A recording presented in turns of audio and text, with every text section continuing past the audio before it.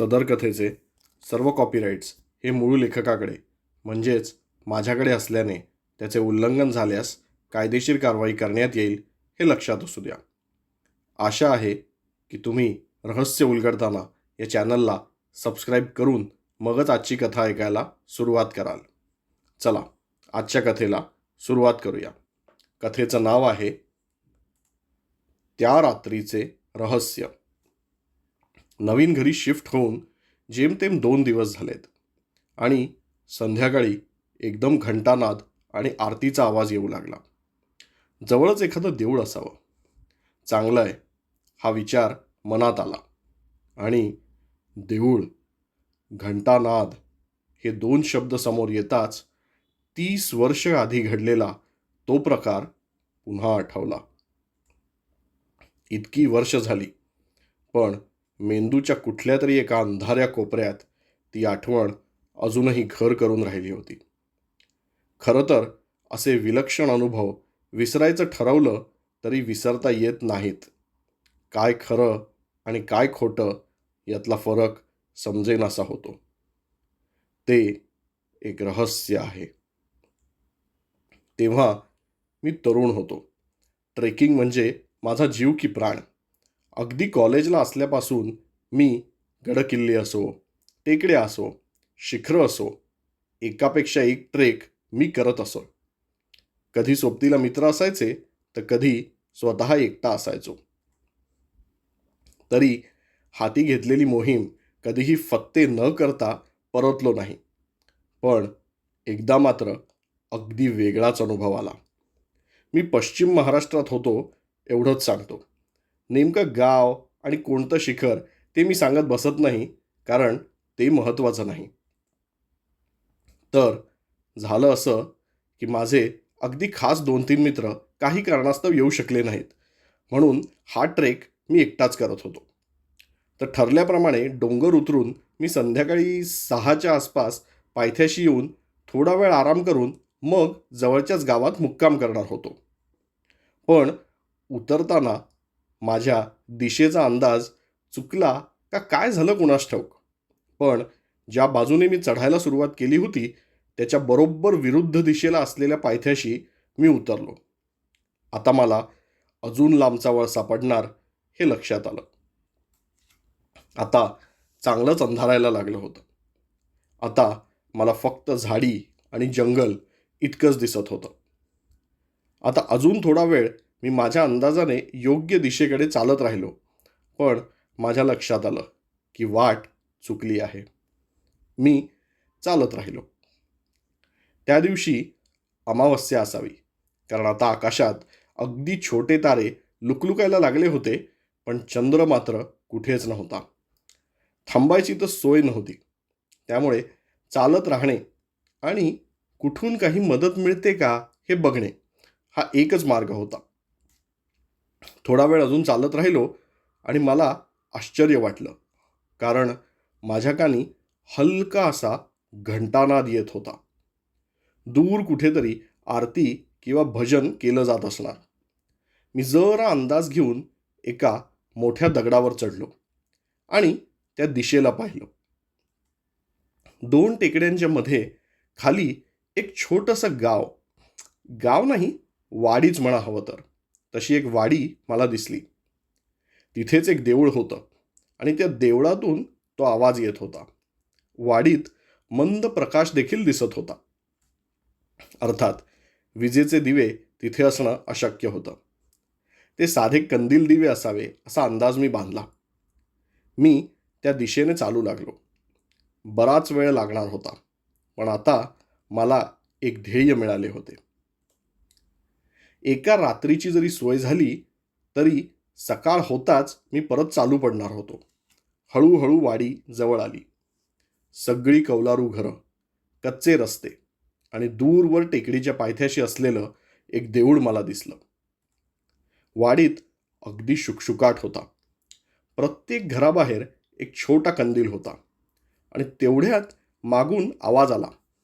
वाट चुकलात वाटतं. मी जरा घाबरलो पण मागे वळलो. एक खूप म्हातारे गृहस्थ होते. हातात काठी नव्हे बांबूच होता. ते माझ्याकडे बघत होते. हो हो, मी वाट चुकलोच, मी उत्तर दिलं. बरं झालं इथे आलात, ते म्हणाले. बरं झालं? मी चकित होऊन विचारलं. म्हणजे आता रात्र का जंगलात भटकत काढणार होतात, त्यापेक्षा इथे आलात ते बरं झालं ना? हां, तसं. हो हो, मी म्हटलं. पण सर्वजण आहेत कुठे? मी विचारलं. सगळे देवळात आहेत. आज आमचा भजन, कीर्तन आणि मग महाआरतीचा वार आहे, ते म्हणाले. अच्छा, असं होय, मी म्हटलं. तुम्ही बी चला की तिकडेच. वेळ पण जाईल आणि आजचं जेवण पण तिथेच आहे, ते म्हणाले. आता तुम्ही म्हणताय सगळे तिकडेच आहेत, तर आपण इकडे एकटं थांबणं बरोबर नाही वाटत. चला, येतो मी देवळात, मी म्हटलं. आम्ही दोघेही देवळाच्या दिशेने चालू लागलो. वाडी फार मोठी नव्हती. सगळी मिळून 40-50 घरं असावी. लोकसंख्या साधारण 150 ते 180च्या आकड्यात असावी असा अंदाज मी बांधला. मला आता देवळाच्या पायऱ्या चढताना काहीतरी वेगळंच वाटून गेलं. शब्दात मांडता येणार नाही असं काही. देवळाच्या आवारात सर्व लोक बसले होते. पुरुष, स्त्रिया, काही लहान मुलं, आणि मग माझं लक्ष गाभाऱ्याकडे गेलं. आत नेहमीच्या पाहण्यातला कुठलाही देव नव्हता. हा कोणता देव होता काय माहिती, पण डोक्यावर मुकुट, मुकुटाला शिंग, बलदंड शरीर, एका हातात तलवार, दुसऱ्या हातात ढाल आणि मागे पाठीतून अजून 2 हात होते. त्या दोन्ही हातांच्या मुठी हवेत धरल्या होत्या. चेहऱ्यावरचे हावभाव प्रसन्न नसून क्रोधित होते. हे सगळं पाहून मी अवाक झालो. आता माझं लक्ष गेलं ते गाणं म्हणणाऱ्या व्यक्तीकडे. तो भक्तिगीत म्हणत होता आणि त्याच्या समोर बसलेले त्याला प्रतिसाद देत होते. टाळ वाजवत होते, घंटा वाजवत होते. ते मगाशी माझ्यासोबत आलेले आजोबा आता गायब झाले. ते गर्दीत मिसळले असावे असा विचार मी केला आणि काय चाललंय बघत राहिलो. हळूहळू सगळे लोक त्या गायकाच्या गाण्यावर प्रतिसाद देण्यात गुंग झाले. मध्यरात्र होत आली असावी. मला हेही जाणवलं की या गावात सगळ्यांचे कपडे जुनाट होते. शहर आणि गाव यातल्या पोशाखामध्ये फरक असतो हे मला माहिती आहे, पण इथे फरक तसा नसून वेगळा होता. फक्त 2 अपवाद. एक तरुण पुढे बसला होता आणि एक त्याच्याशी बोलत होता. त्या दोघांचे पोशाख मला जरा नॉर्मल वाटले.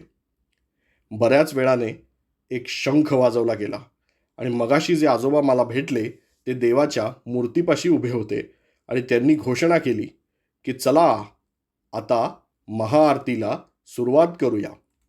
आणि सगळीकडे जयघोष झाला.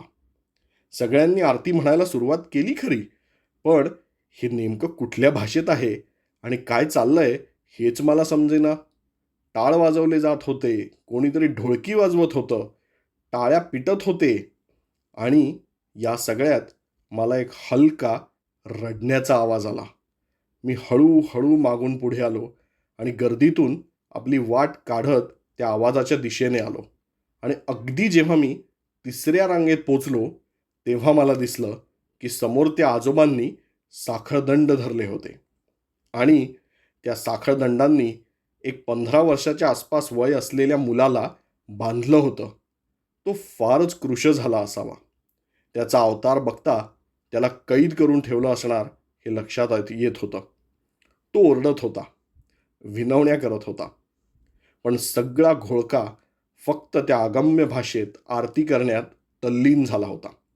आणि एकाकी आरती संपत आल्यासारखी वाटली आणि पुढे अजून एखादं कडवं झाल्यावर संपली.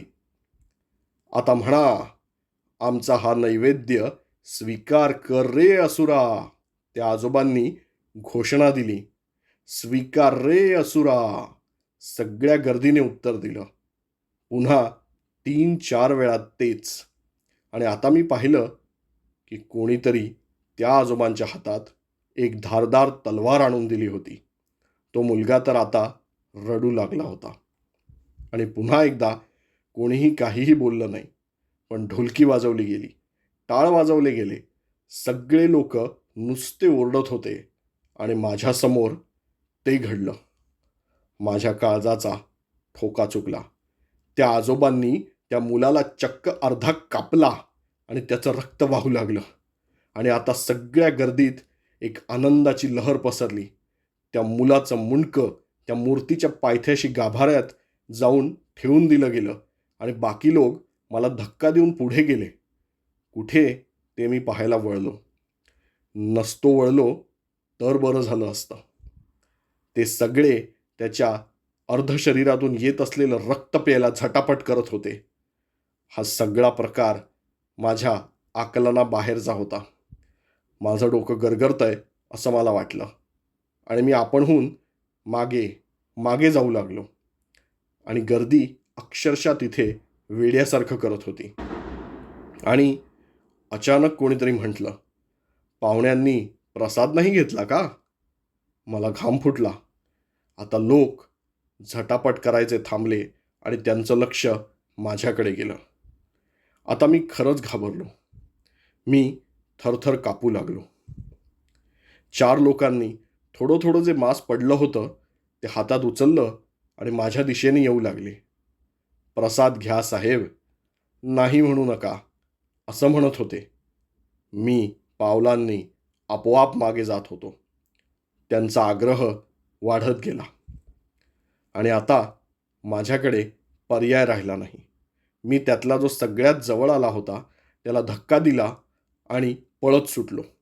देवळाच्या पायऱ्या उतरून मागे न बघता थेट होती नव्हती तेवढी सगळी शक्ती पणाला लावून मी सुसाट धावत सुटलो. मागून कोण येतंय, त्यांच्या पायांचा आवाज येतोय का, कोणी आपल्याला थांबा थांबा असं म्हणतंय का, मला कशाचं भान राहिलं नाही. मला फक्त या सगळ्या अघोरी प्रकारापासून लांब जायचं होतं. मी जवळजवळ 40 मिनिटं नुसता धावत होतो. शेवटी मी देखील एक माणूस आहे, यंत्र नाही. मला धाप लागली. माझा वेग मंदावला आणि मला लक्षात आलं की मी पुढच्या गावाच्या वेशीवर आलो होतो. दूरवर मला लोक दिसले. आता रात्र सरून पहाट होत होती. मी तिथेच वेशीवर बसलो आणि तेवढ्यात कुणाचं तरी लक्ष गेलं माझ्याकडे. काय झालं भाऊ, इथेच बसलात? तो म्हणाला. अहो, थोडं पाणी देता का? मी म्हटलं. हो हो, पण इतकं घाबरायला काय झालंय? कोणी जनावर लागलं होतं का मागे? त्याने विचारलं. जनावर परवडलं असतं. अहो, तिथे त्या वाडीत. सांगता सांगता मला अजून धाप लागली. आलं आलं लक्षात तुम्हाला काय दिसलं आणि कुठे दिसलं ते. तो माणूस हाताने इशारा करत म्हणाला. म्हणजे म्हणजे तुम्हालाही? मी आश्चर्यचकित होऊन बघत राहिलो. हो, इथे या आसपासच्या गावात सर्व लोकांना माहीत आहे. चैत्र महिन्याच्या अमावस्येत ते दिसतात. त्यांची वाडी दिसते. एखादा तुमच्यासारखा वाट चुकलेला इसम ज्याला माहीत नसतं तो तर अगदी ते सगळं खरं मानतो, ते सांगत होते. ते सगळं खोटं होतं? ते मंदिर, तो घंटानाद, तो मुलगा? नाही नाही, हे अशक्य आहे. मी मान नकारार्थी हलवत म्हणालो. अहो, अमावस्येची वेळ बघा. काल पहाटे 4 पासून आज पहाटे 4 पर्यंत. आता तिथे काहीही नसेल. ते मंदिर आहे भग्न अवस्थेत. पण असं म्हणतात की 2 शतकं, जवळजवळ 200 वर्ष आधी खरंच अशी वाडी होती आणि तिथे राहणारे लोक त्यांच्या दैवताला मनुष्य बळी द्यायचे. नंतर कधीतरी म्हणे भूकंप झाला आणि त्यात डोंगराचा एक भाग कोसळला. डोंगरावरून गडगडत येणाऱ्या मोठ्या दगडांनी ती संपूर्ण वाडी आणि त्यातले लोक चिरडून टाकले. त्यात भर म्हणून गारा, मुसळधार पाऊस, जे काही थोडे लोक वाचले होते तेही दगावले. असं म्हणतात. या सगळ्यामुळे ती जागा जास्तच झपाटली गेली. या गावातून किंवा आजूबाजूच्या गावातून कोणीही चैत्र महिन्यात अमावस्येला प्रवास करत नाही, ते सांगत होते. मी हे सगळं ऐकून फारच घाबरलो. तो सगळा एक आभास होता. ते अतृप्त आत्मे तिथे अवतरले होते. मी त्यांच्यासोबत होतो आणि जर त्यांनी दिलेला तो प्रसाद मी स्वीकारला असता तर काय होणार होतं? नको, नको तसले विचार न केलेले बरे. त्यानंतर मला 2 दिवस ताप होता. मी त्याच गावात मुक्काम केला आणि मग घरी परतलो. आज हा घंटानाद ऐकला आणि ते सगळं पुन्हा आठवलं. बाकी असे अनुभव ज्याला त्याला स्वतः आल्याशिवाय त्यावर विश्वास बसत नाही. असो, मी येतो आता. याबद्दल कुठे बोलू नका बरं, तुम्हाला म्हणून आपलं सांगितलं. धन्यवाद. आशा आहे की आजची ही एक वेगळ्या प्रकारची गूढकथा, रहस्यकथा म्हणा, ती तुम्हाला नक्कीच आवडली असेल. आशा करतो की तुम्ही ही कथा जास्तीत जास्त लोकांपर्यंत पोचवाल. रहस्य उलगडताना चॅनल देखील जास्तीत जास्त लोकांपर्यंत शेअर कराल, सबस्क्राईब कराल आणि कथेमधलं काय जे काही तुम्हाला आवडलं असेल, नसेल आवडलं ते जरूर कॉमेंट करा. तुमची इच्छा असेल की आपण कुठली एक पर्टिक्युलर थीम असेल तुमच्या गावात किंवा तुमच्या जो काही तुम्ही ज्या काही भागात राहता त्या भागात असलेले काही लेजंड्स असतील, काही अर्बन लेजंड्स असतील, काही किस्से असतील तर ते देखील कॉमेंट्समध्ये कळवा. आपण ते देखील कथा स्वरूपात मनोरंजक पद्धतीने आणण्याचा प्रयत्न करू. आणि पुन्हा एकदा रिक्वेस्ट करतो की प्लीज चॅनलला सबस्क्राईब करा, जेणेकरून पुढच्या वेळी जेव्हा रहस्यकथा अपलोड होतील तेव्हा तुम्हाला त्याचा आपणहून नोटिफिकेशन येईल आणि आम्हालाही मदत होईल. आणि जाता जाता इतकंच की आजूबाजूची जी काही तुमच्या रहस्य आहेत ती शोधत राहा, ती उलगडत राहा आणि लक्षात ठेवा, दिसतात तेवढ्या गोष्टी सोप्या नक्कीच नसतात. Thank you so much.